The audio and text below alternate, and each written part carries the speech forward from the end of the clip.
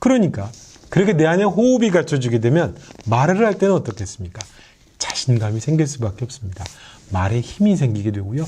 말이 명료해지게 되고요. 말이 분명해지게 될 수밖에 없습니다. 그래서 말에서 호흡은 체력과도 같다라는 말씀을 꼭 드립니다.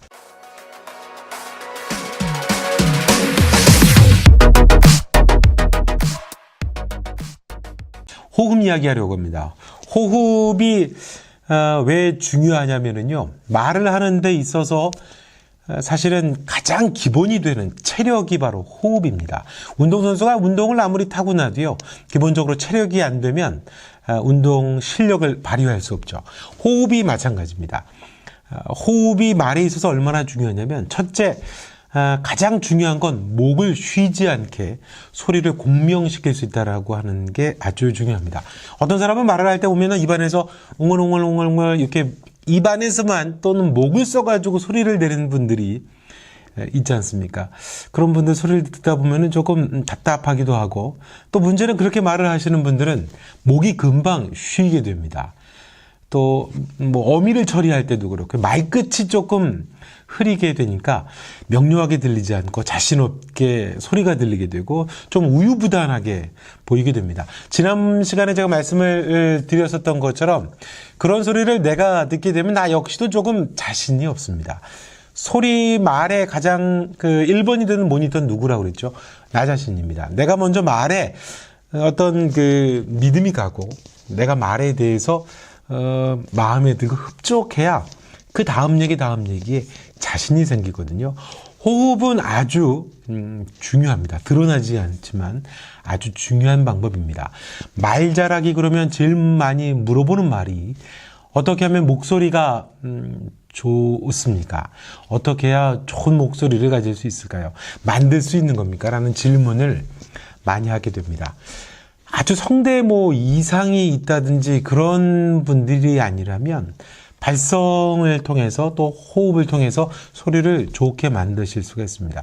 사람들의 언어 습관이라는 것은 효율성을 따지기 때문에요.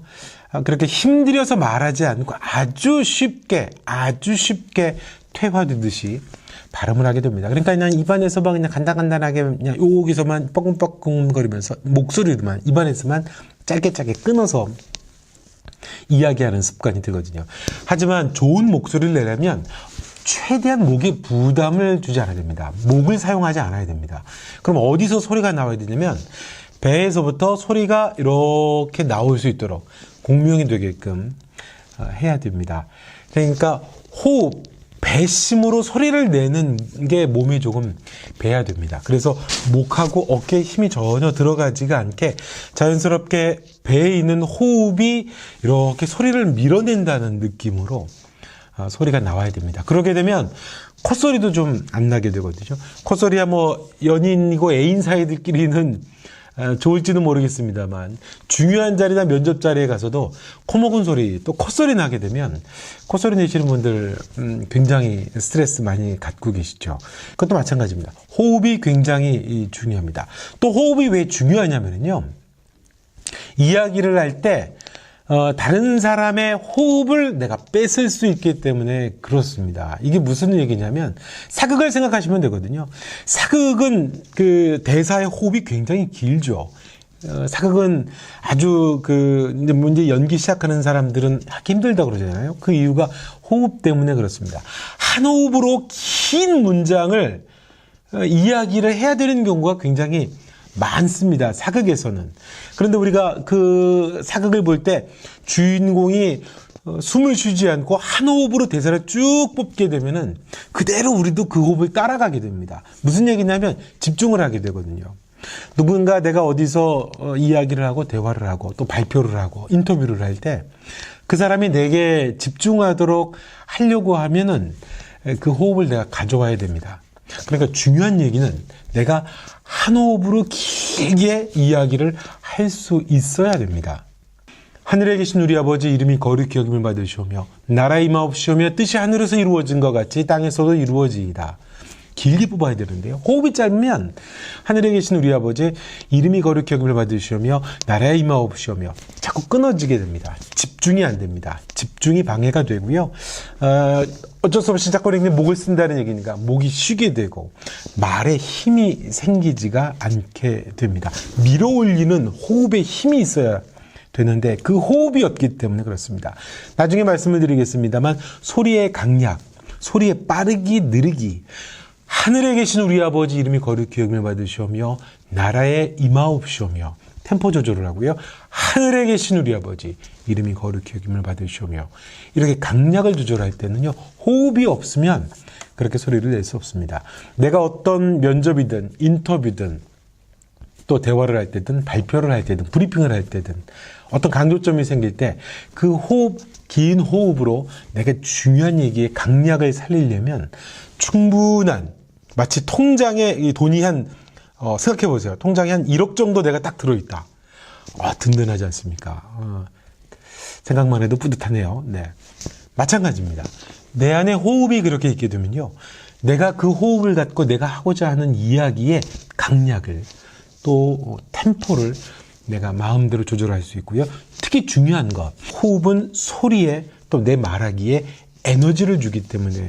자, 그럼 호흡 연습하는 방법 간단하게 말씀을 드릴게요. 여러 가지 횡격막으로 호흡한다든지 복식호흡 이런 얘기 많이 듣지 않습니까? 맞습니다. 복식호흡을 해야 되는데요.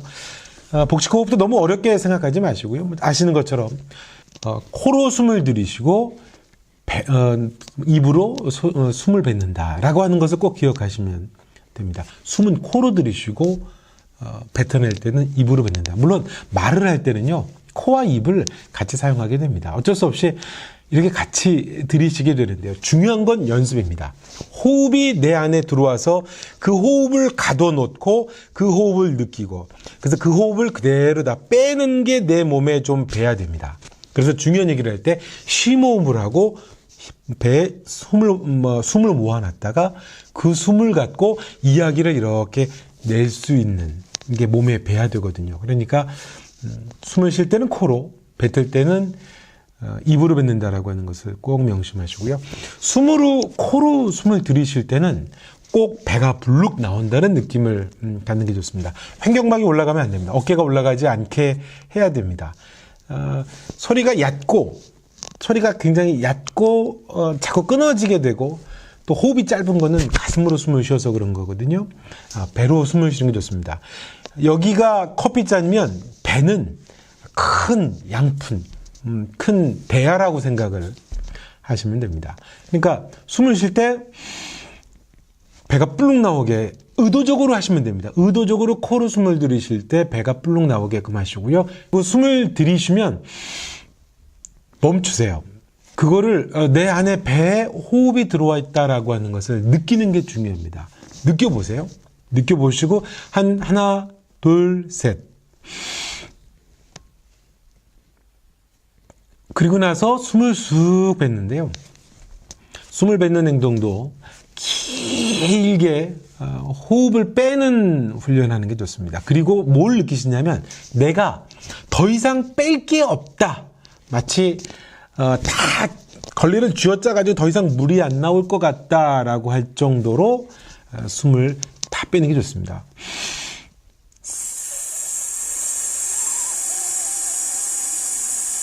이렇게 쭉 빼신 다음에